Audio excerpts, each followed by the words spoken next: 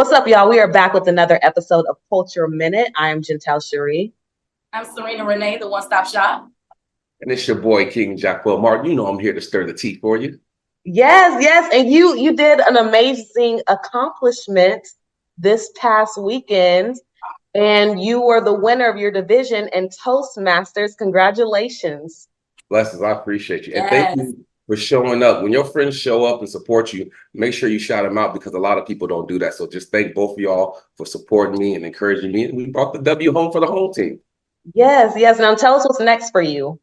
So basically, I'm competing in the Toastmasters International Speaking Competition. So I won the area and I just got done. The next level is the district, and then we go on to the division, and then we go to semifinals and then the finals. So I expect to become world champion. Okay. As you will. All right. You got to manifest it, speak it into existence, right? Period. So we have some breaking news coming from the Broncos. They did just say they released Russell Wilson. I was in shock when I heard the news. I was like, stop the press. Like, Russell Wilson. And I'm trying to figure out, is he going somewhere next, or is he thinking about retiring? Like, what do you think is going to be next for him? Man, somebody need a quarterback. Somebody going to give him the bag. It's just crazy that the Broncos was willing to take an $85 million cap hit. $85 million, that's a lot. So shout out to Russell for still getting his bag. Yes, I believe he still wants to play because in his interview, he was saying that he thought that he could bring the Broncos 2 more Super Bowls. They just needed to get on the same page or whatever else, because obviously there were some disagreements going on. I think the coaches felt like he might have been distracted. I know some of them might have tried to blame it on, his relationship with his wife and how they were conducting themselves, or some of the publicity stunts that was going on in his language or whatever else in his performance on the field. So I guess they were just done with it, and they're right now in the draft looking at J.J. McCaffrey from Michigan as possibly a replacement for him as a first-round draft pick. So you're saying that it's the possibility that because he, was talking about his relationship with his wife and how much he loved her and how he took on her son that's not his, that could have damaged his career?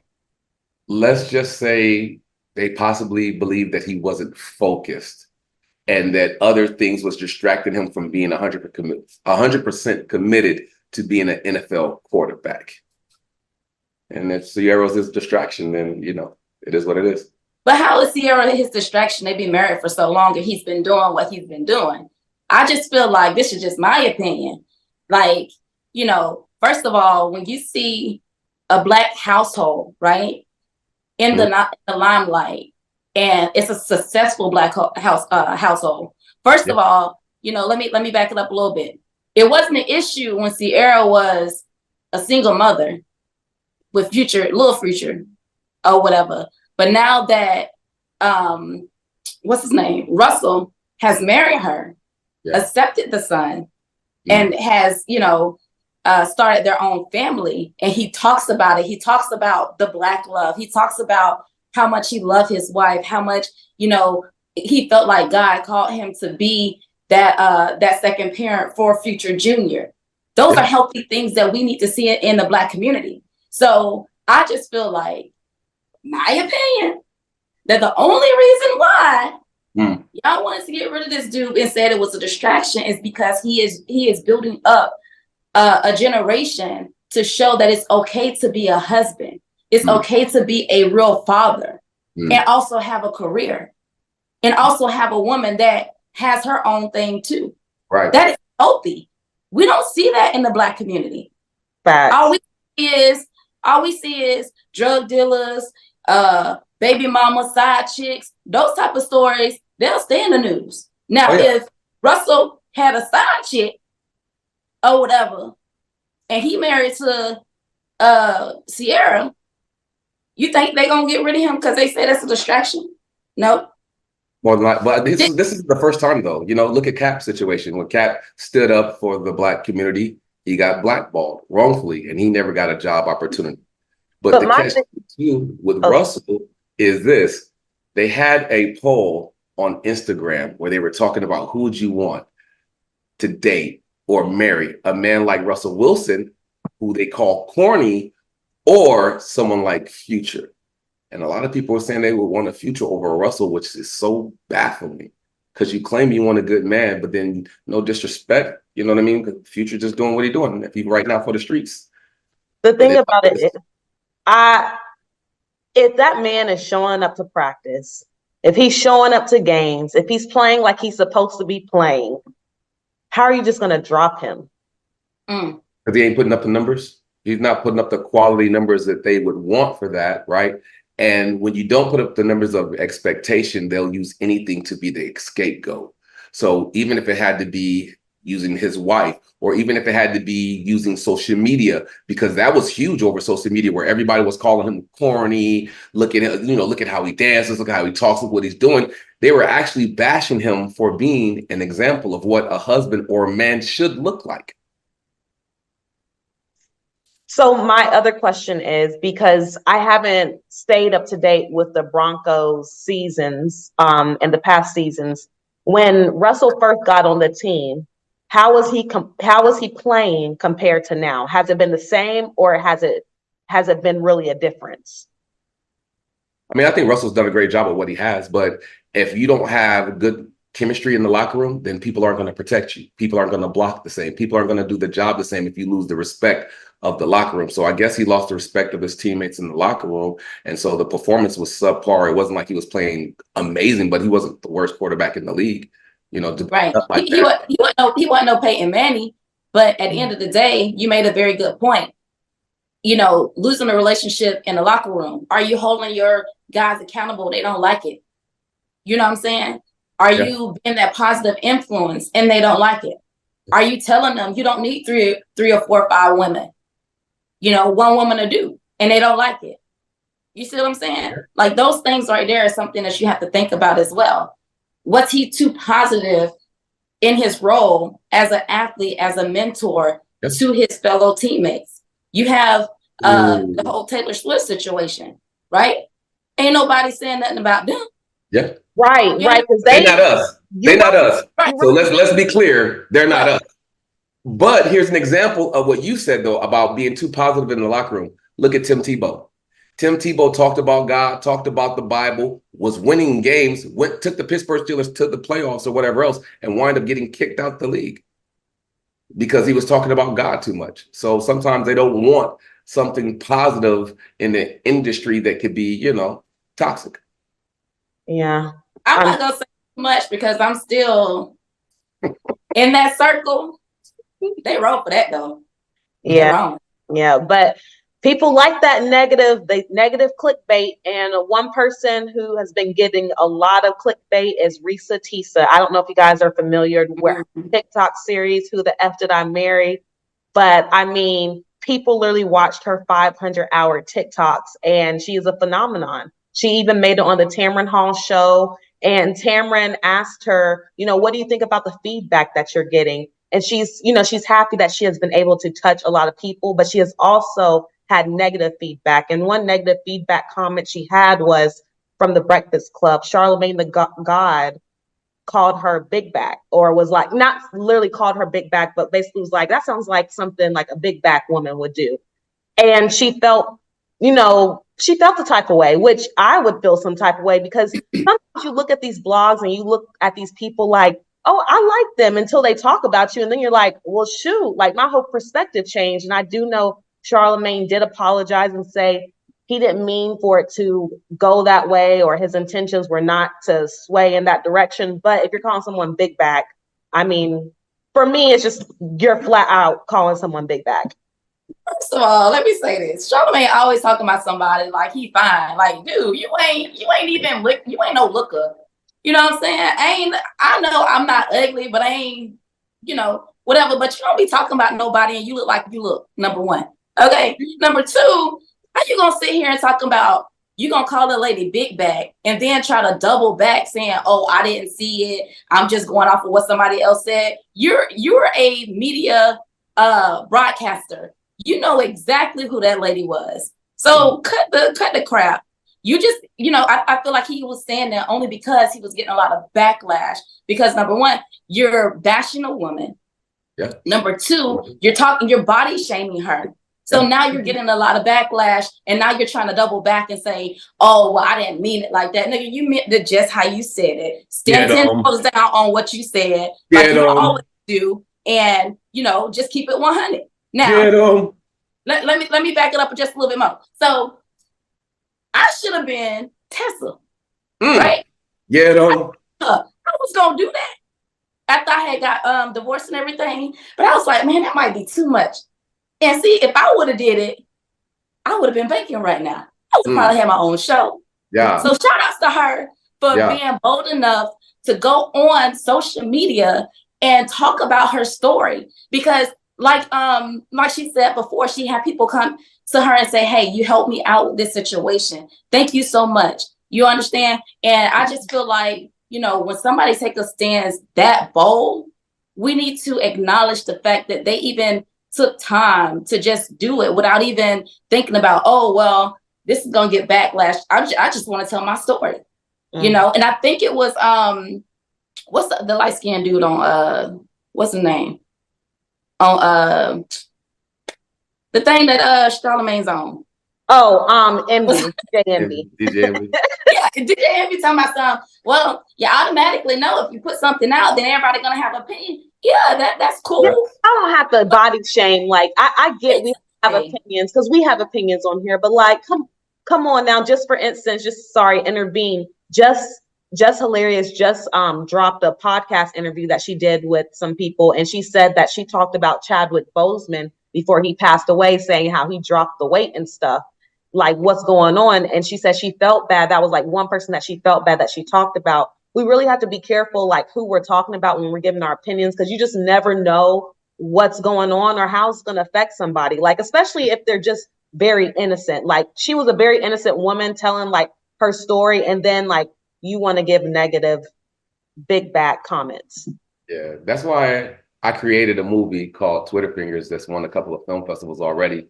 And it's talking about the comments that people leave in the comment section because there's no consequences. And I feel like if people had to stand on business for the things they say, they probably wouldn't say them, right? But because there's no consequence, people get away with saying things or just trolling because there isn't no consequence. Now, on the opposite side of this situation, I'm gonna call it a blessing for the young lady, right? Because even bad publicity can become good publicity.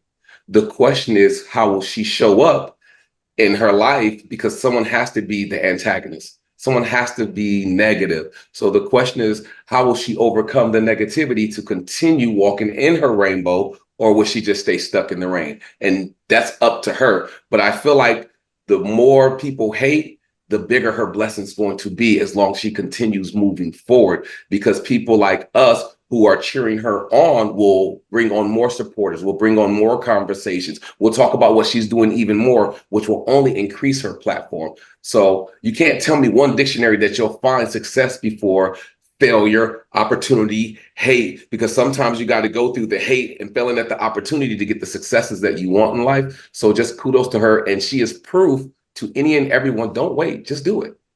Yeah. Just do it. And if it's your turn, it's going to happen for you. Absolutely. And to your point, it's a blessing in disguise, because she even talked about how, you know, she looked at herself a certain type of way, and, you know, she did have low self-esteem in certain areas, right? So it could be a blessing in disguise. You can have somebody, maybe she wanted to get the gastro bypass or lose weight. You can have a doctor that say, you know what, I'm going to sponsor this for you, and get her to where she feels comfortable enough to be in her own skin. So again, I commend her for that. And if I was able to fund her journey to make her feel better and look better, I definitely would. Yeah, Lisa Nichols says, let your pain become your gasoline to your automobile of success. So she might have been happy in life and comfortable, but because she felt some type of way about what somebody said, even though she's perfect the way she is, it might motivate her like she's never been motivated before to do something so that no one else could ever say what they said to her again. So it just depends on how she chooses to use this gasoline, you know what I mean? To become whatever she needs to become in her life. Yeah. Well, before we leave this segment, I want to say, Tessa, I really appreciate you, because you motivated me. I might not do it just yet. I'm trying to figure out but I might come out with a 72-part series of who the hell I am. She gonna do it. She gonna do it. Do it. She gonna do it. Because she spoke it. Now we gonna be on you. We gonna hold you accountable. So what's gonna happen? Yes. Yeah. Well, some people are changing the game when it comes to concerts. I mean, they're pulling out all the stops. This one fan went to a Drake concert and he had a sign saying, you know, his mom passed away and can you pay off the rest of the mortgage? And Drake looked at the sign, he looked at the mortgage papers and he said, oh, 160K? I got you. I'll pay it off for you. And that's what's up. You know, when your family is gone, sometimes you're left with nothing. You're left with, you know, pulling the rest of the weight. And the fact that Drake can step in and provide that for that fan is amazing. So, like, big ups to that. I'll say, first of all, I commend him for his bravery, even to go to a concert with a sign. To be that vulnerable in front of the world, you know what I mean, takes a different type of, you know, spirit. And at the same time, I want to commend Drake for being able to use his platform to be a blessing to someone else. I feel like we should have more people that are in those positions that are willing to give back to help someone else, because you never know what someone's going through. And even before you got to the superstar status, someone helped you get to where you are, and someone's helping you stay in that position. Someone's helping you make sure that your finances is right. You know what I mean? So there's nothing wrong with passing the blessing. Now, on the contrary, we have to be very careful, because people will try to take advantage of what they saw this young person do, and then they'll try to turn it into a lick, as so to say to speak. And what I mean by lick, you know, if you're from the streets or whatever else, they're going to try to make up a lie. They're going to try to catfish. They're going to try all these different type of ways to manipulate someone to benefit off of someone else's mercy for them or grace for them. You know what I mean? So we want to be careful of that. But when you have genuine situations, because he was able to show the receipt of what happened with his family, and shout out to Drake for doing what he did. Yeah, most definitely. And it's funny that you talked about hitting a lick, because I was going to, you know, hit on that. Because I agree with both what you and Gentel said. So I didn't want to repeat that, but I did want to talk about how you're going to have those vultures that's going to come and go to every concert and be like, oh, well, that happened with Drake. You know, let me go ahead and see what I can do or whatever, you know. But with that said, I just commend Drake. He's been out doing a lot of things in the community, some things that we haven't even heard about, you know. Nice. So for him to do that, you know, it's just amazing. And then what else I was going to say? Oh, in reference to people trying to do the GoFundMes and stuff, you know what I'm saying? Like, half the time, nothing be wrong. And they'd be like, okay, well, I need $20,000 for XYZ. And then after they get the money, you see something that says, oh, that was a scam. We don't know anything about this or whatever. So just being mindful when it comes to artists or whatever, because a lot of them do have good hearts, you know, and then realistically, a lot of them have to use a certain amount of money within a certain amount of years to give out, you know, what is it called? Tax-free money and things like that. Yeah. So I really don't have too much to say on the topic, because you guys already touched bases on that, but I definitely agree. I just wanted to add this one thing, and it's okay if an artist says no. That doesn't make them bad. That doesn't make them wrong just because someone else did that. Maybe that person like Drake was in the time, in the right place, in the right season to be able to do that. You don't know what someone's going through. You know what I'm saying? Oh, and spirit. Thank you for that. Mm-hmm. You know, you don't know what someone else is going through. So just because you go to a sign doesn't mean it's automatically guaranteed and someone owes you something. No one owes you nothing. But if someone's willing to do it out the kindness of their heart, then you should be thankful for the blessing. But if someone says no, or someone can't do it, then that true person's going to show up. You see what I'm saying? Are you still a fan? Are you still loving? Are you still caring if you get the no? Or are you only that way when someone says yes to you? So, right. And I do want to say this too, before we finish this topic. You know, people probably think in their mind, oh, Drake is just going to give a check. Drake probably ain't going to give a check. No, he going to go to that mortgage company and he going to pay it directly. So if y'all asking for stuff, y'all better have some receipts on what it's going to go to. You understand? So, yeah. Yeah. Well, with that being said, we're going to take a short break and give a shout to our proud sponsors, 24/7 Live Culture.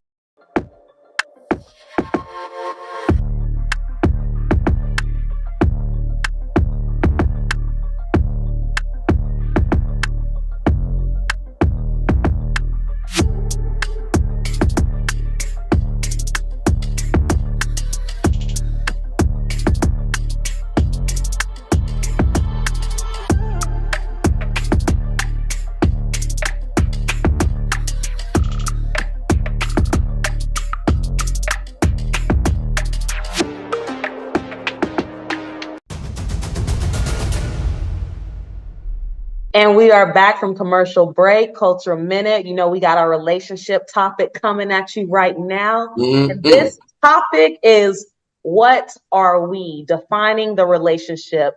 And my question that I had to ask you guys, because this is actually a big topic of discussion, because, you know, we date, we go on a few dates, we start liking the person, then it hits a month, then it hits 2 months, then maybe 6 months, and it's like, what are we? Like, what are we doing here? And then they're like, we're just dating. Like, when do you know that you are finally in that relationship? When do you take that next step? And I would like to know, because I'm not a person that has been in a lot of relationships, so I don't know what that step is. So please inform me, guys, so I can learn today. Ladies first. No, you go. Because you don't want to troll. You don't want to troll. I would tell you this. I'll give you a small piece of advice. I would say date time. Because the person that you meet isn't the person. A lot of times the person that you meet is the representative and who they want you to think that they really are. So when you date, time will show you flags. But a lot of times people get lost in potential versus what it is. You know what I mean? They see the potential, or they see the hope of what they want. So the hope of what they want, it makes them miss out on all the little details and the red flags. And people forget about having their own boundaries. A person treats you how you train them to treat you, based off of what you say yes and no to, right? And so when you want to find out what you are, that comes with good conversation. That comes with actually being open and honest about where you want to go. What are we building? What are we going to do? But a lot of times we're just in the moment. You know what I mean? And so in the moment, there's no planning. There's no vision board. There's no this. There's no that. And so it leads you to the question, what are we? Well, why is that even a question if you're in a relationship? Why is that even a question if you're actually having the communication that you should be having with the person?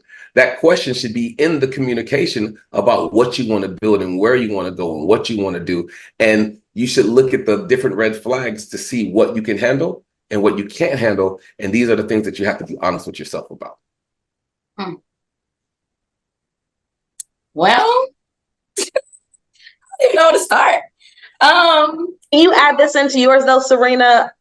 How much time do you need though? Like, what is, you know, the time? So, for me, we had to have this conversation. I'm a little different, I guess. Because for me, I'm still kind of old school. If a guy don't open his mouth and say, would you be my girl? We ain't the item. You understand? Like, we can go on dates. We can, you know, have an amazing time, talk every day. But until you ask me to be your girl, we ain't nothing. That's a fact. So when it comes to how long you have to date, just like King said, there's no limit. I mean, it ain't gonna be too long. It ain't gonna be like no year or 2 year before I get to the girlfriend stage. Let's be clear on that. You know, we need to establish something, you know. But I feel like when you meet somebody, you know, for the first 3 to 4 months, you already know, like, if that's the person that you want to spend your life with, you know, to a certain extent. Like, you don't want to go all in at first, which I had to learn that, you know, I'm a hopeless romantic. So it's like, I'm a hopeless romantic, but I'm also cautious at the same time. And I feel like when I allow somebody to come into my circle, my bubble, and my wall is all the way down, I'm going to show you how you need to be treated and how you're supposed to be treated 100%. And I think sometimes for me, you know, it can be a blessing and a curse, because if I give too much of a good thing, you know, and that person is not used to a healthy relationship, then they're not going to know how to take it. Yeah. Then, you know, you're talking to this person months and months, and then all of a sudden they'll say, hey, I'm not really an emotional person, but you're making me emotional, and I'm not ready for a relationship. So it's kind of like the question I will ask, when would you open yourself up to that person to show them, like, I'm all in for you, or, you know, this is what you can have, you know what I mean? But what if they say they're not even in that relationship space, but they still want to date you and date other people? So what are we? So at that point, if they're 100% honest with you and saying, hey, I want to date you and I want to date other people, there's nothing wrong with that. He Because told you the truth. You better listen. He said what it is, but a lot of times we don't listen versus what we right. want. And that's true. Guys tell us what it is, but sometimes we so stupid in our head, we look at their actions versus what comes out their mouth. You understand? And that's the confusing part. But we ultimately need to listen to what they're saying and take that at face value, because we're going to end up being hurt. Although, yeah, they're treating you like you're in a relationship, but then, you know, in their mind, well, I already told her I don't want nothing. And that's the confusing part, you know? So. Well, I'm finna stir some tea, you know, because females do it too, because y'all some savages just as well. Y'all be playing a lot of games. A dude to open up his heart, a dude to do all these different things, and y'all don't be ready to settle down. Y'all want to play the field. Sometimes y'all be using guys as safety nets. Y'all be using guys as safety nets. No. What? I don't want you to say y'all, because I'm not like that. I'm just talking about in general. In general. Not you two on the show, but in general, let me. Yeah, I was about to say, shoot, because you know what I'm saying? Because sometimes girls be having different dudes for different situations. I need him for the bag. I need him because he's gonna be nice to me. I need him because he's gonna listen to my problems. I'm gonna need him because I know he's gonna buy me drinks and he ain't gonna get none at the end of the night. Oh, he's my friend, so I can go out with him and just friends on him. Y'all be having different people for different situations just as well. So it's a two-way street. And people always say, well, men or women are different. Yes, biologically, but at the same time, when it comes to a relationship, people really do the same mess. I don't care if it's male or female. And I think it's back and forth. And so you have to be honest with yourself. I think we got to start lying to ourselves. Like, I was in a relationship with mom. She was like, yo, when you stop loving you? I said, what? She said, you love the relationship so much and you love everything else about what you're building in your past or whatever else that you stop loving you. So this person's kept growing and you stopped growing. And then you mad when they didn't want to be here no more because you still stagnant. That's your fault. You can't blame nobody else. You chose to give your heart away. And so it led me to this conversation where it said, hey, you know that situation where they talk about the cup half empty or half full?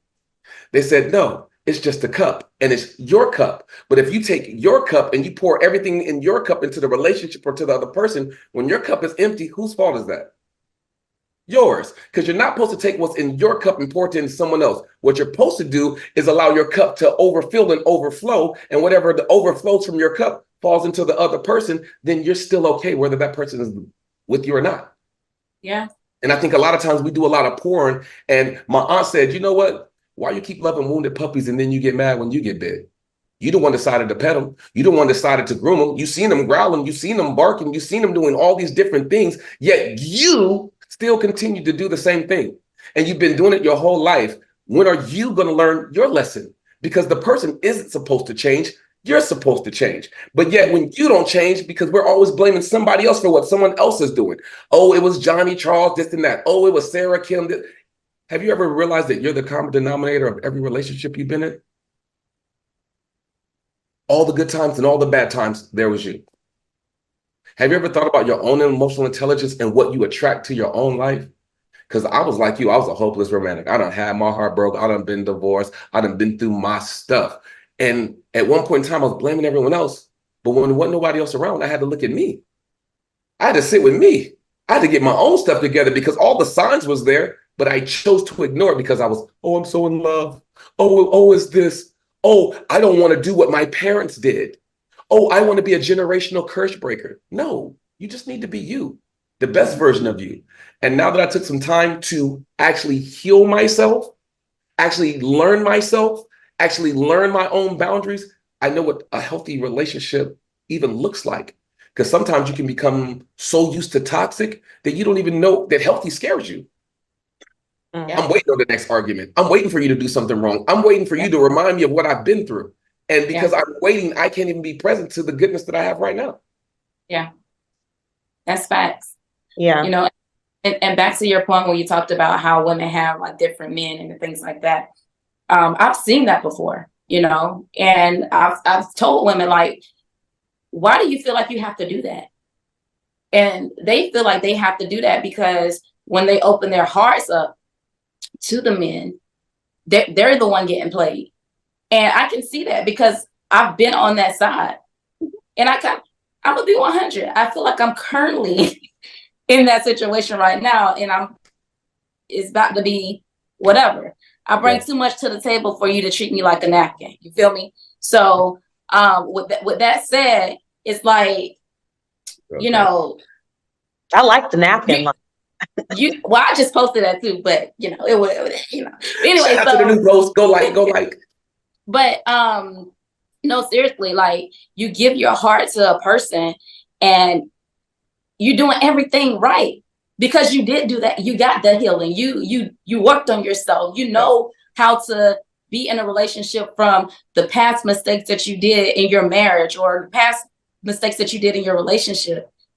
And at the end of the day, you still end up getting hurt by doing things the right way. You understand? So it's kind of like the women that don't give a fuck about a man, the women that want to take your money, the women that ignore you, that don't return phone calls, don't know how to cook, don't know how to manage money, don't have no place to stay, don't know how to, you know what I'm saying? Like, if something happened with your finances, you ain't got nobody to fall back on. Those type of women, y'all be chasing. That's a fact. No, that's big fact. Wait. Okay, not you. That go both ways, because guess what? When you had the poll versus so-called corny Russell Wilson, the ladies wasn't choosing Russell. They was choosing Future. I would have chose Russell. I'm just saying you had a lot. I'm not saying that y'all wouldn't. Yeah. I'm just saying the poll was Future here, Russell down here. A lot of people don't want a good dude. And men feel the same way because we like, you know what? We open up ourselves. We heartbroken. So this is a phrase that's so true. Hurt people. And after you're hurt, now you want to protect yourself. And in your protection, you can't be open to no one else because you never want to go back through what you've been through. So my friend, her name is Fifi. She said this quote in high school. She said, if you're always looking at your past, eventually your past will become your future because you never look forward and you stay looking backwards. Yeah. So a lot of times in our trauma, we stay looking backwards in all of our old relationships and we can't be present to new blessings. And when we say working on ourselves, that doesn't mean the work stops. Working on yourself is every single day that you're alive. Because you don't feel like you did, I don't know how old you are, but you're not the same person that you were when you were 21, when you were 18. You're continuously changing. So if you're continuously changing as a person, that means the work has to continue because you're no longer the same. Absolutely. And then you just got to go back over your game tape like, man, why did I choose that? Okay, what signs do I see? What? There it is. There it is. You know what I mean? Because a lot of times we don't want to be honest with ourselves versus, damn, the sex is amazing. You feel me? Oh, I'm going crazy right now. I'm not going to get that up. Or I don't want to see nobody else with that person. People hold on to some things that they ain't got no business holding on to. Right. Because they don't want to see that person with someone else. Or envious. I don't want to see that person be successful because now they're successful without me, not because of me. You know what I mean? There's little different things that we do. Or, you know, my parents, what my parents went through, the divorce of my parents, you know what I mean? Or just a loss of a loved one. There's so many different triggers that we have to learn how to heal from because it's no one else's responsibility to love us. You can't love me if I don't love me. I don't care how good you are. I don't care if you're doing all the right things. If I don't know how to love me first, then your love will never be welcomed. I like that. Yeah. I like that. And if you're going to leave me on Valentine's Day, I ain't going to be with you anyway. Yeah, I think my thing is like, you guys definitely brought up great points. It's just if you're going to pursue something for so long and you know after a couple months you really don't want to be with me because you know you want to be with me the day you see me. Just how Russell Wilson, when he saw Sierra and knew she had a little future, he knew he was going to marry her. Like he knew like he was going to build a family with her. So I just feel like before anybody gets into these situations and get deep and play the game of all this affection, but you really don't want it like that. Right. Just don't show the actions. Just don't show the actions. Right. And I was going to ask you. Who told you you had to believe it? Who told you you had to believe the actions? I can show you whatever I want to show you. But don't. But at the end of the day, like What? I'm just playing devil's advocate. I didn't make you believe nothing. You chose to believe what you wanted to believe. No, you saying you chose to kept calling. You chose to do whatever you chose to do. No. And that's not just for women, that's for people in general. And that's a yes. And that's why people keep getting hurt. Mm-hmm. We keep getting hurt because we keep accepting what someone else is doing. Here's my thing. When are you going to say no? You can tell how much somebody loves you when you start telling them no. But I've been saying no. That's why I'm not with nobody right now, because I keep on saying no, because I can see a red flag from the very beginning. That's dope. And that's why, not to go too Bible-y on y'all, the Bible says protect your heart with all due diligence. You don't have to rush love. You ain't supposed to be looking for nobody anyway. Somebody should want to find you and earn your love. You ain't supposed to give it away freely, but we in 2024, we doing everything. You know what I'm saying? We out here outside with people. Your love away freely. But if you're talking to somebody and they pursue you very heavily, like a relationship type of pursue, then you don't have a choice but to feel like to give your love. Like, how do you know when it's real until it's not? Like, I get what you're saying, but also it's like you have to kind of take that chance sometimes. And that's why when Sarina says she's a hopeless romantic, I can foreplay with that, because you have to take that chance or you're not going to know, because every person isn't the same. But shoot, every person I've done met is the same so far, except for one relationship that I've been in, I can say has been a 100 good relationship. Everything else, y'all out here, stop playing with me. Okay, here's my question. My question is, why are you attracting what you're attracting, and why are you saying yes to the same situation if everything looks alike? Everybody lies. I don't think it's what I'm attracting. I feel like I attract good people, because I understand people lie. And that's why I'm saying, when was the last time time lied to you? When's the last time what? Time lied to you. Time in what way? Sorry. Time reveals everything if you pay attention close enough. Like you said, when you're going on dates and all these different things, people are going to eventually show who they are slowly. Right. And that's when it's, So you're not wrong for wanting to be single. You're not wrong for taking your time. Don't rush it. All I'm saying is, I'm not going to lie all the time. I'm not rushing it, but I am open to go on, a journey with somebody if they're showing the right signs until they're not. But I'm not rushing it. But if someone approaches me and I feel like they meet my boxes and I just see what they're about and we go on a date, I'm not going to rush it, but I'm also going to see what they're talking about. I have a great question, because you said until somebody meets your boxes, which I've heard this a lot, right? Here's a me stirring the tea mess. Do you meet your same boxes? I do. I don't even ask. Because a lot of people have. Wait, I'm not saying you don't, sis. I'm just saying in general, a lot of people have a standard of what they expect and what they want to attract in their life, and they're not even that themselves. Let me tell you. Not you. I'm just saying in general. I understand. Let me tell you a little bit about my boxes, and maybe you can let me know, because you've been knowing long enough, where you can be like, now, Gentel, Nah, you don't meet them boxes. You're lying, girl. Don't lie to the people. Right. So honestly, I have to be somewhat attracted to you. You ain't gotta be the finest person ever, but I do have to find you attractive. The next thing is, as long as you can provide for yourself. I'm not asking you to be a millionaire, but if you can bring something to the table, like how I can bring something to the table, we can collab, build an empire, work our way up. And honestly, just be honest, communicate with me, and don't switch up. I'm not asking for a lot.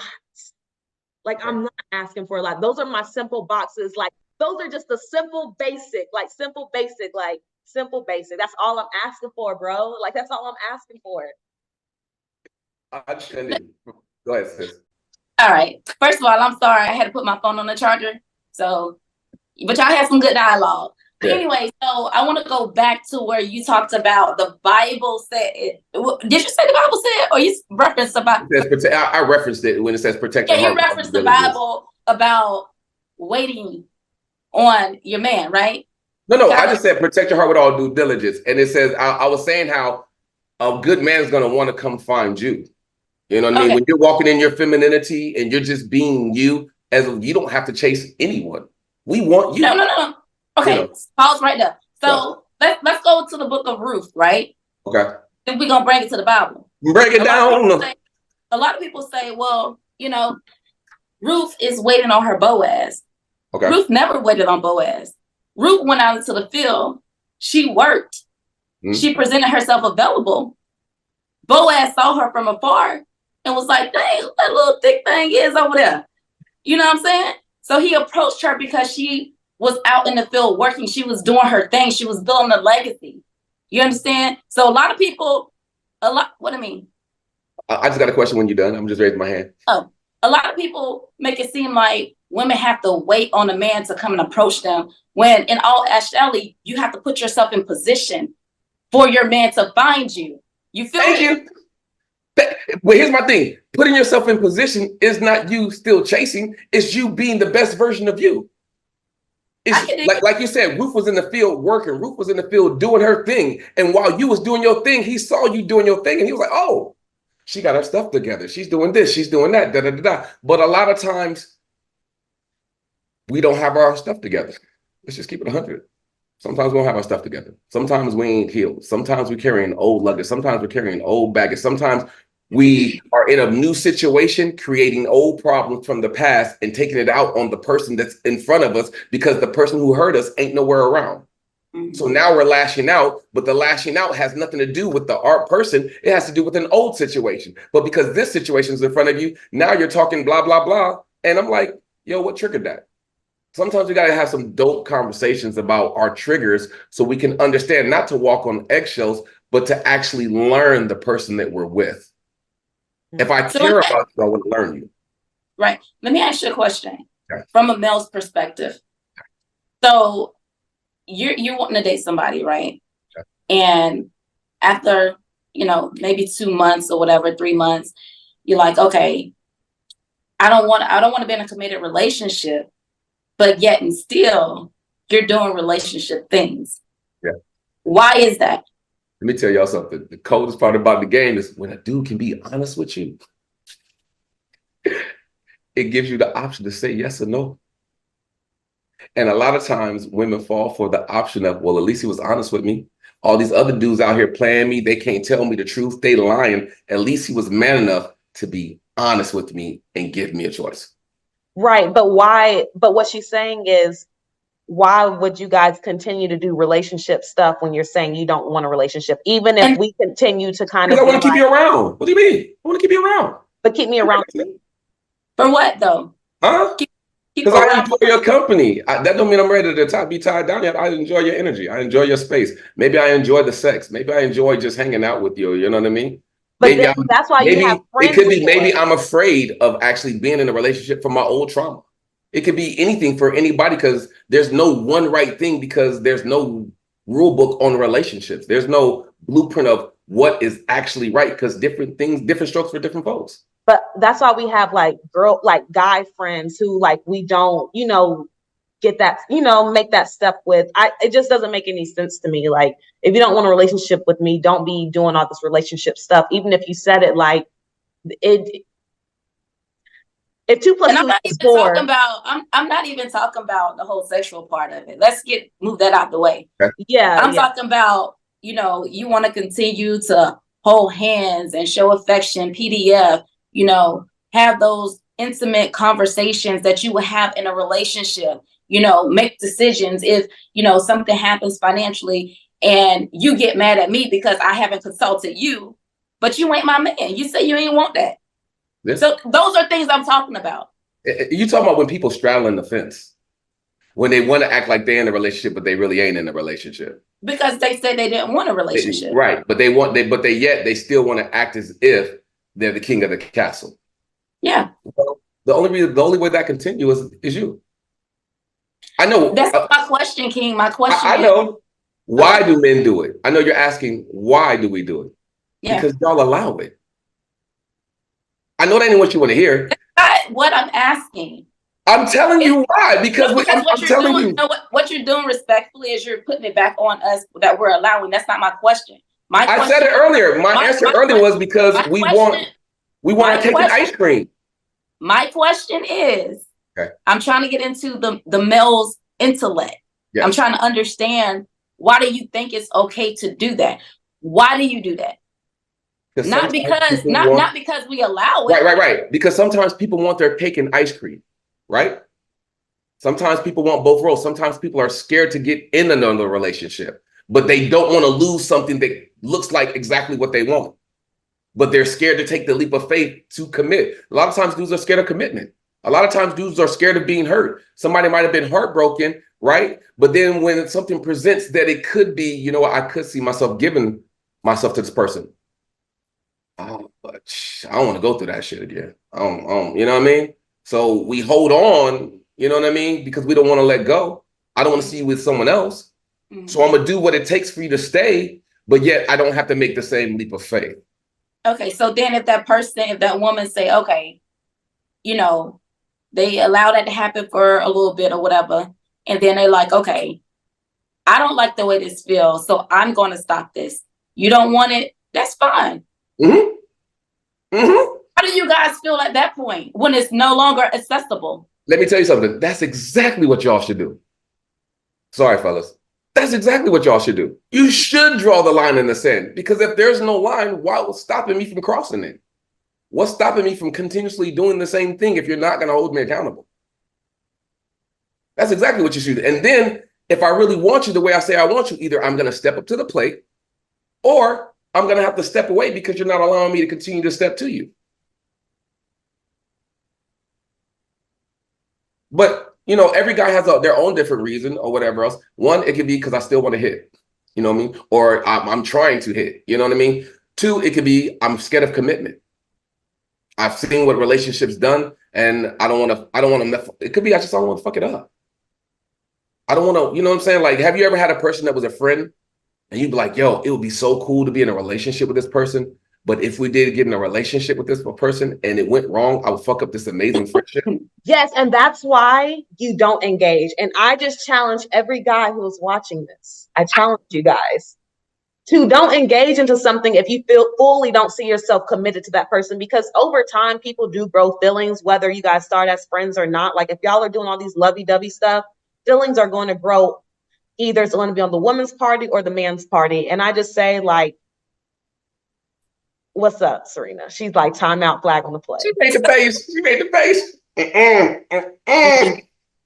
it important to have a friendship? To build a friendship?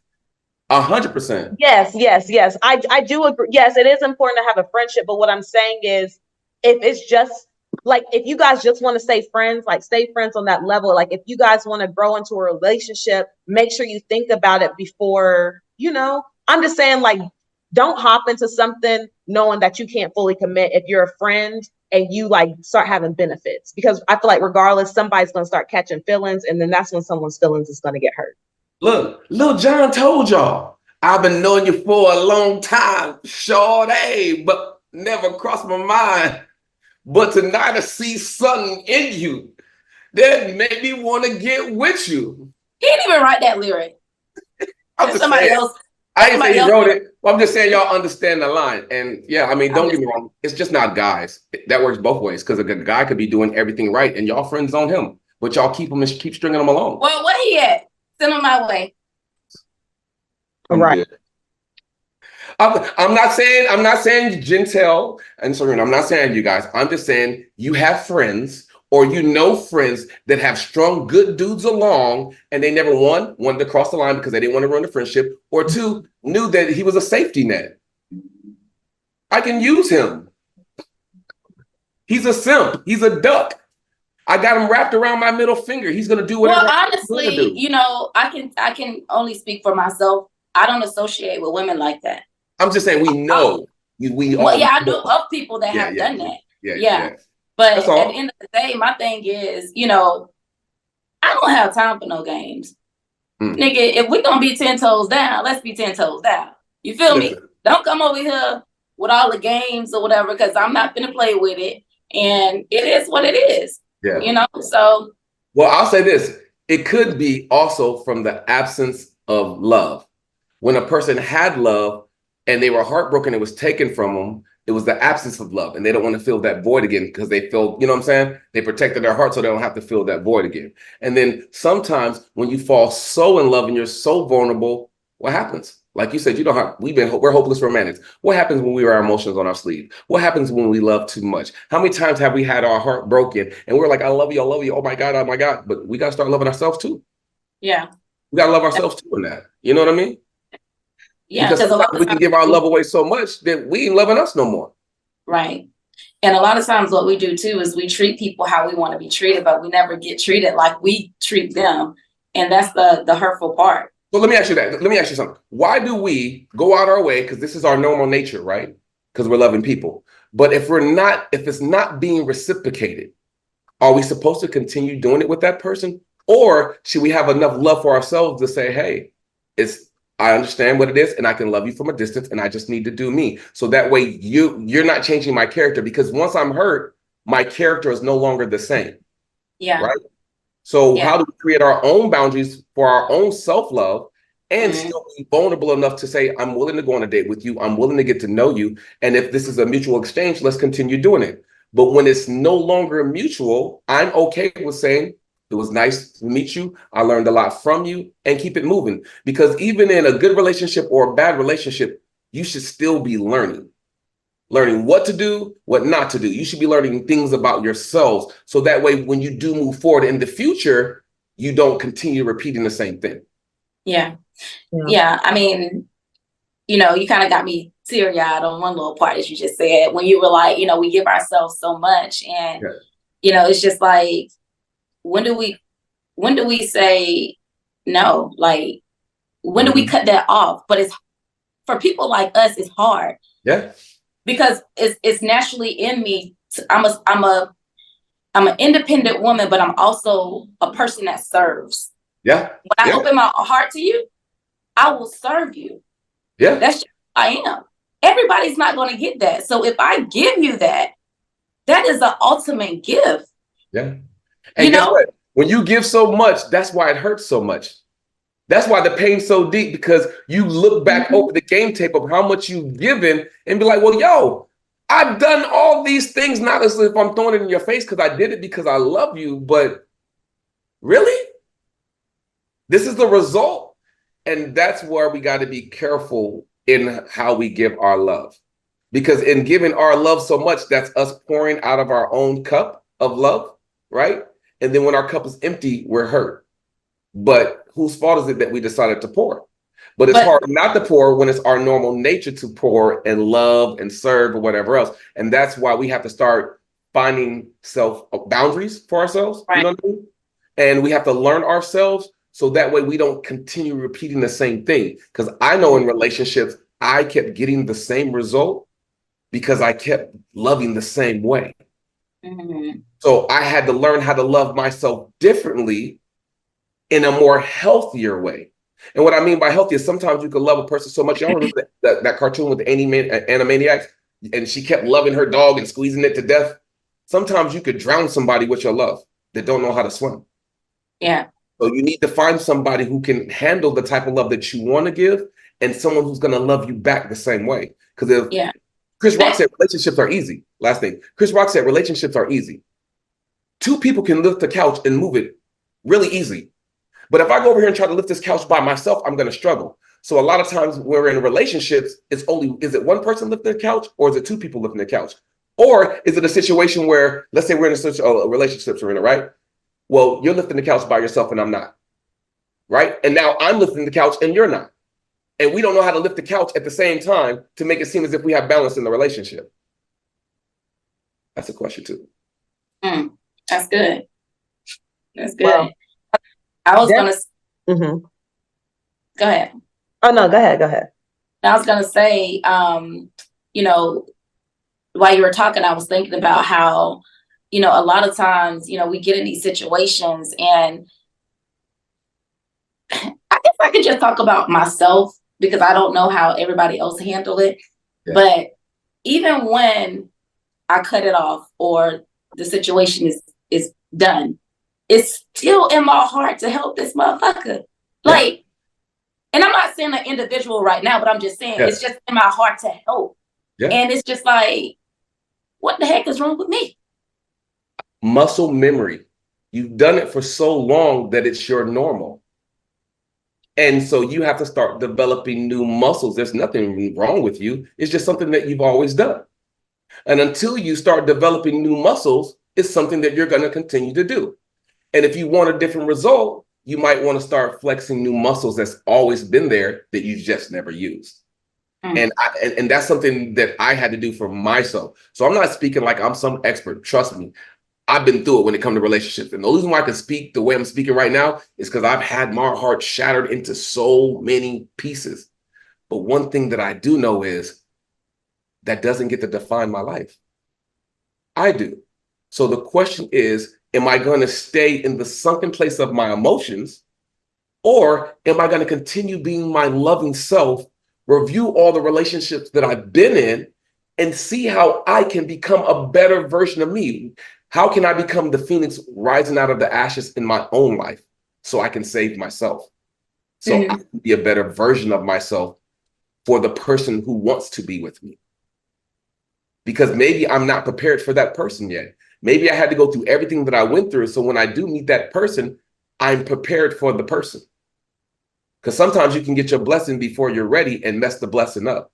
So sometimes you got to get in the weight room of your life to learn all these different lessons and learn from all these different pains, because what pain teaches you is, I don't want to touch the stove again because I got burned.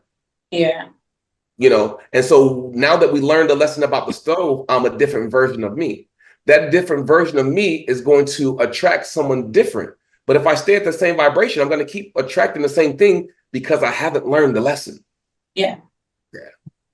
Well, I hope everybody took notes on this, because we definitely learned some lessons from everybody. Y'all dropped some gems. I will say this next topic is kind of yucky.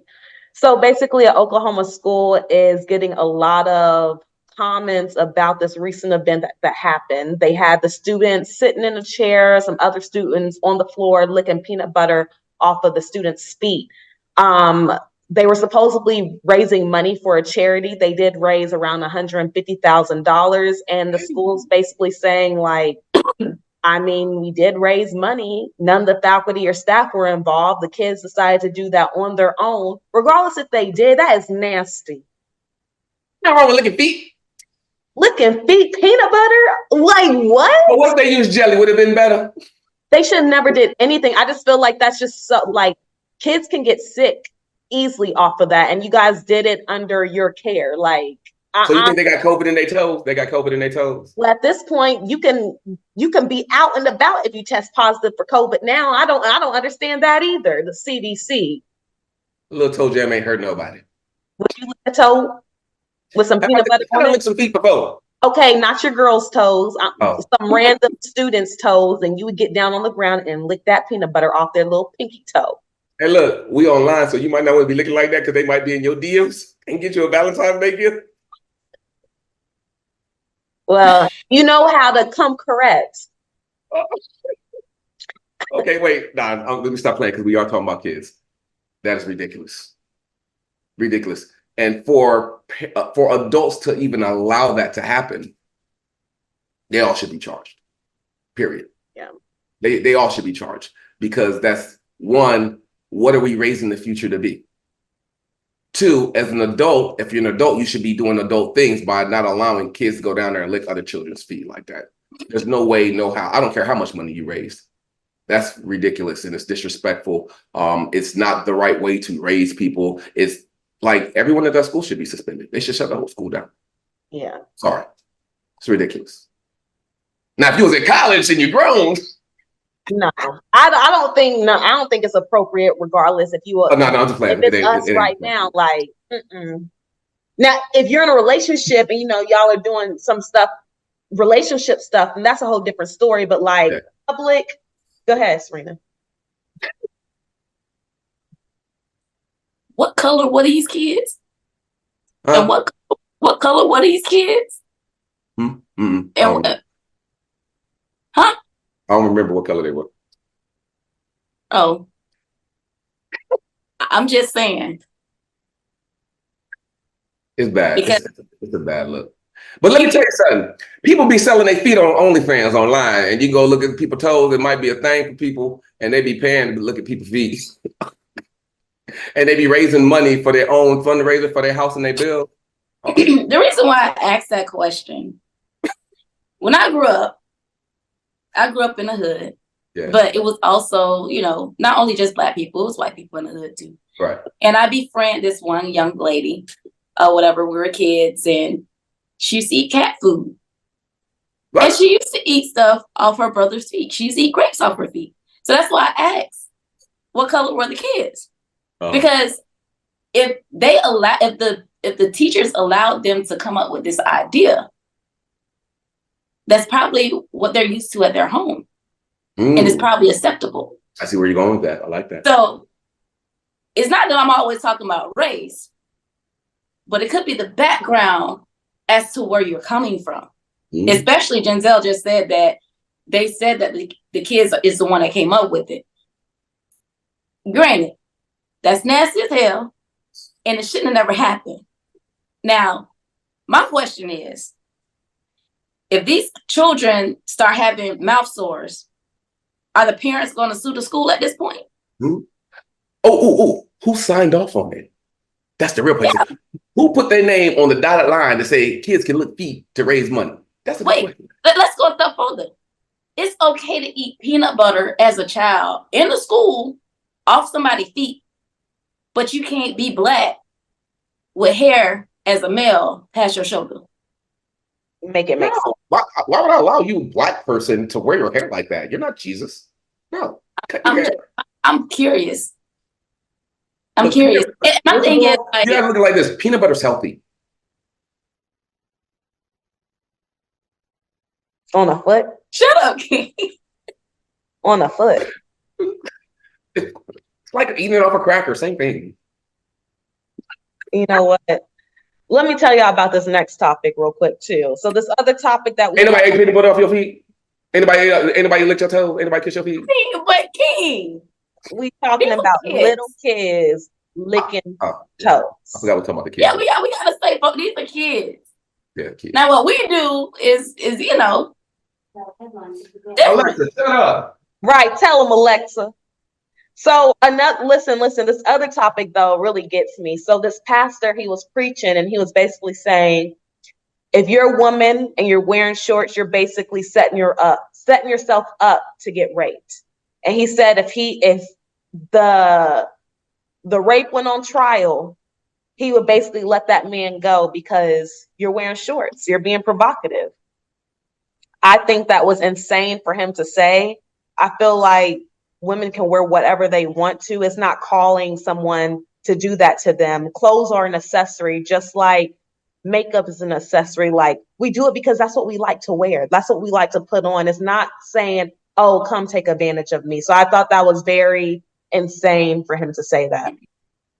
First of all, say you're a rapist without saying you're a rapist. Number one.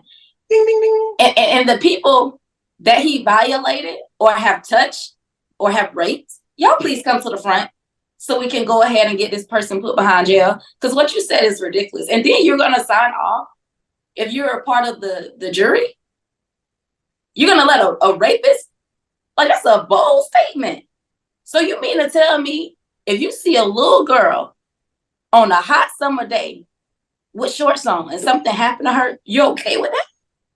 You got to be another type of sick, and that is not a man of God. That is not of God at all. And people wonder why people don't like going to church because they put stupid behind people in a pulpit like this, don't hold them accountable, and allow them to just get up there and say anything. This dude is whatever. I'm good. I'm 80 done. years old at that. You're right. Now, I wonder if God would have just struck him right then and there, and he just fell over in the pulpit. Would that have been a sign for some of these other pastors out here that's doing and saying stuff within their four walls of their church, manipulating people, trying to control people with the word? You know, God had already made examples out of, what's his name, Eddie Long and all these other pastors. Mm-hmm. You know, and then let me take it a step further. What if we didn't have social media? What else is he saying? What else is he saying in his church? Facts. Go ahead, King. I know y'all be joking on me about, oh, King, you be preaching on here. You be preaching. That is the exact reason why I would never be behind a pulpit or I don't want to run a church. Not because I don't think that I'm good enough to do it, but I would never want to disrespect and let down God, who I believe in, because of situations like that. That is ridiculous. For me, it's personal, trying to keep my feelings in check, because a lot of women in my family have been raped. And for someone to say that they will let the person go who raped someone, period, not just a family member, is asinine. The fact that he still has the freedom to walk around after even making a statement like that, and the CIA, FBI isn't checking his background to see if he's standing on business with those words. I pray you guys do. I pray that we do find out what's what, so that way he can stand on it. That's how you feel? Cool, stand on that and stand on his charges with it. I don't care how old you are. Right is right, wrong is wrong. And I just want to apologize to every single woman out there, especially any woman who's ever experienced that. We all men don't feel that way. Please don't let his ignorance trigger you. Please don't let his ignorance take you back to a place of what you've been through and what you survived and what you're still overcoming and what you've overcome. We do not feel like that, and women should be protected. And a lot of times, this is the reason why we have so much conflict between men and women. A lot of times men say, oh, you act too manly. Well, I have to, if you're not going to protect me. If you're going to allow people to say that I should be raped because of what I have on, then why would I not protect myself and step into a manly role? Because obviously, me being in my femininity is where you feel like you can rob me of it, you know? And it's crazy. I used to say, it's crazy how we can call a woman out of her name before we can actually get to know what she's been through. Because if you actually knew what she's been through, you might not talk to her that way. And if you can't handle what she's been through, then you need to step aside so the right person can love on her the right way she needs to be loved. So that way she does have the space to heal. That's how I put that. Yeah, you're right. You're right. Well, on a different note and a more positive note than all those crazy things that they're doing over there in their churches and schools, a He different probably the world, pastor of the school. He probably the pastor of the school was telling kids to put peanut butter on their feet. right? Just doing too much. Oh, Well, a different world, they are celebrating their 35th anniversary. Woo! And they are going on their 10-city HBCU tour, just to talk about their legacy, talk about, Black excellence and just everything. They're going to have panels. The students are going to be able to meet the cast. Sinbad actually got on social media today and just thanking everybody for all the love and encouragement. And he's just happy. He said it keeps him going. So I'm happy to see a different world do that. Maybe we'll get a spinoff. I mean, they did have that TV show For the Culture, and yes. look at it, 35 years later, people are still talking about it and they're still icons. That part. And shout out to my brother sitting back. He from the crib, Benton Harbor, Michigan, stand up. You know what I mean? I got shot by big bro out. Go ahead, Sarina. Yeah. So I am about to enroll back into HBCU. So I can go ahead and go on these tours. I'm just playing. But I love the fact that they're doing what they're doing. You know what I'm saying? Because at the end of the day, we need this positive energy in our community. My daughter, even when she was in elementary school, I used to always have her watching the Cosby Show, A Different World. And I remember when she was in middle school, eighth grade going into ninth grade, she always would say, I want to go to a Black college. And, it just was so inspirational to her, so for them to still go on tour and still be connected, after 30 something years, still have that friendship. That's so amazing, because you don't see that a lot with a lot of different sitcoms. Some people have ego issues, or, they just fall out and everything, but they kept it positive. They kept the same energy when it comes to Black excellence, and I love it. First of all, I think it's beautiful. And I pray they turn it into a feature film. I pray they carry this legacy on to bigger and better things. As a filmmaker, no disrespect to people who like to make twerk videos, no disrespect to shows like Power, Raising Candy, because I would love to be a part of them as an actor, right? We have more stories to tell. We are more than just how society tries to paint us. And this right here is the perfect opportunity to get back and show that I love the different world. I love seeing us in school, in college, going after our education, showing how amazing we are. I love that, right? And so I think that we need more of that. Where's our friends right now? Where are our stories of, what was it back in the day? A Different World, 227. We had amazing stories Martin, where Black Yeah, communities doing single. positive things. And I yeah. think right now in this time frame, where we are with our children and the future, they need to see more stories like this. Now I have one more spin on this. What if all of our Black talent went to HBCUs? What if we actually started turning HBCUs into powerhouses? I'm not being racist or anything else like that. What I'm saying is, what if our community really started supporting our community and putting our money back into our community? That's what we How need. much further would we be as far as advancing as a community if we did really know our history? Because obviously we know that the school system isn't going to teach it to us. If we learn more about ourselves, right? If we did start putting funding, instead of spending it out of our community, putting more funding into our community, because we're saying that we want more, right? As a community. Well, in order to get more, you have to buy laws. I'll say that again, laws are bought. I'm saying if we don't want to keep going through the same thing as Black people, then we need to stop doing the same thing. We need to change our spending habits. We need to change where we're putting our resources. And if we start putting our talents into HBCUs and, Black companies, Black businesses, Black entrepreneurs buying up. When was the last time you went into your community and you saw a bus full of another race buying up property?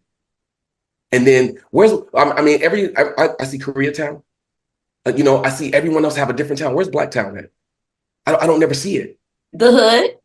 No. MLK. Every No. MLK. No, I'm not taking no more table scraps. I'm saying Not even this if is someone why says we should Inglewood. start putting our stuff into the HBCUs. You know what I'm saying? But at the We same should. time, HBCUs, we gonna have to start holding us accountable. Because when we do get good situations like someone like Prime Time, we need to make sure them books are right. We need to make sure them receipts are right. We need to make sure that we're accountable and standing on business when it comes to business. Because we can't say we want to change and we're doing dirty business, because that's what stopped us from messing with us. No, and I can give you a prime example. So I went to a HBCU. I love my HBCU, St. Augustine's University. And right now we are going through accreditation where they're trying to take the accreditation from our university. And I feel like this is a time where everybody's like, dang, they're very sad, but we really have to come together and trust that whatever we put forward into our HBCU, they're going to do the right thing. But we have to continue to pour into the HBCUs that aren't like, and I think we should continue to pour into those too, but aren't like a Howard and Spelman, because those are the HBCUs that get donated so much money every single year. But what about the HBCUs like St. Augustine's University or, like the smaller HBCUs that people don't talk about? Like those are the ones that we really need to like uplift, because those are the ones that are really struggling right now. Of course, I know my school's going to make it out of their thing that they're going through, but we just really need the support from other people to believe in us and to keep on uplifting us, because we've been around since 1867. We should not be in this situation right now. We were the first HBCU to have a Black hospital, St. Agnes, on our campus. Like that is history right there in Raleigh, North Carolina. So we have a lot to offer with these HBCUs. We just have to continue to come together. Right. And to King's point, giving back, we have to go back to our Black colleges. Like you said, we have colleges all the way back from that started in the 1800s, but I hate to say this, but I'm going to say it because I'm going to keep it 100. We have niggas and we have Black people, right? You following me? You got niggas and you got Black people. Jesus, help me, Jesus. I'm going to break it down. Okay. So if Start a pot, stir it. Ooh. So seriously. So if we can not really get rid of the niggas, but if we can get the black people, when I say the black people, I'm talking about the ones, black excellence. You know, you got your mind together. You want to build a legacy. You want to give back and build up the next generation. You want to do all that. If we get them together, like the ones that's for real, trying to get out of poverty, you know what I'm trying to say. The ones that's trying to get out of that, the ones that's trying to, change the trajectory of how America is looking at black people and really try to build up leaders in our community. Once we get those people together, I think that's when the HBCUs will be, more impactful. They'll have the resources that they need, but you have the niggas though. I'm just gonna keep it 100. You got the niggas in the schools. You know what I'm saying? Taking the money. Supposed to be doing. Taking the money. Yeah, you're not doing right with the money. Right. That's a fact. No, literally, like, no shade. No, I'm just laughing because you call them niggas. Yeah, no shade. Like, I know, like, a lot of people at my institution don't want to talk about this, but how is $10 million missing? You know what I'm saying? Look at and how do you expect people to give into the school after something like that has happened, but knowing that there's so much rich history and one person cannot factor, the rest of the legacy? So you really have to look at that. But I mean, if anybody's listening and you are a St. Aug, you're thinking about giving back to St. Aug, please do so. Just because one person messed it up for the bunch, don't mean the rest of the stuff at that school is a cancer, because that is a great HBCU. We have amazing people that have came out of that institution. And I just don't think it should fall on the backs of those students that are about to graduate who may not have a degree because of someone who wants to steal some money. So they wasted their 4 years. And now at this stance, they're getting ready to get their degree. And now it's like, well, nope, they might not get it, or even the people coming up behind them. I just think that there's plenty of resources out there where we can get the school back into top shape where it can be. Right. And to your point, what you just said, that's that nigga shit. That's what I'm talking about. You take money that's supposed to be for our people to help them elevate. Yeah. We need to get the real black people in position that's ready to change our history. Period. And that's all I'm gonna say on that part. Accountability. I'm gonna leave it at accountability. We have to make sure that people that are in certain positions are accountable, and we hold people's foot to the fire. And when things go wrong, then charges are brought to the table. A lot of times, because we don't want to lose our position, we don't say nothing. We see it, we know it, but we're afraid of the price that it costs to do the right thing. So two things are happening. Two prices are being paid. The price of not saying nothing, you still get the job, but look at the ripple effects of how you're hurting the future. And when it does come to the light, look at the effect of how many people will no longer respect that college, right? Or afraid to go to the college because someone stole $10 million. Let's just use that as an example. And the other price is, I'm going to stand up and tell the truth, and it might cost me my job. I'm going to stand up and tell the truth to do the right thing. You can't get the changes we want if we're not willing to pay the price. And if you're quiet and you don't say nothing and you see it, then you're still guilty. You are. Because you're still allowing it to happen to the students, still allowing it to happen. So either you're going to be a part of the solution or we're going to be part of the problem. The question is, what side of history, of your own history, do you want to be on? Because let's just say there is another place after this. I call it heaven. Let's just say it is after that. And you have to look at your book of life. Would it be something that you're proud of if you had to look at the decisions that you were made when you were in certain situations? And when you know better, you do better. So when you see this, you guys can't use the excuse of, I didn't know. Oh, I was afraid. Because we have all these excuses that stop us from doing the right thing when we already know what the right thing is, because we were already born knowing what the right thing is to do. The question is, are we willing to do it? Right.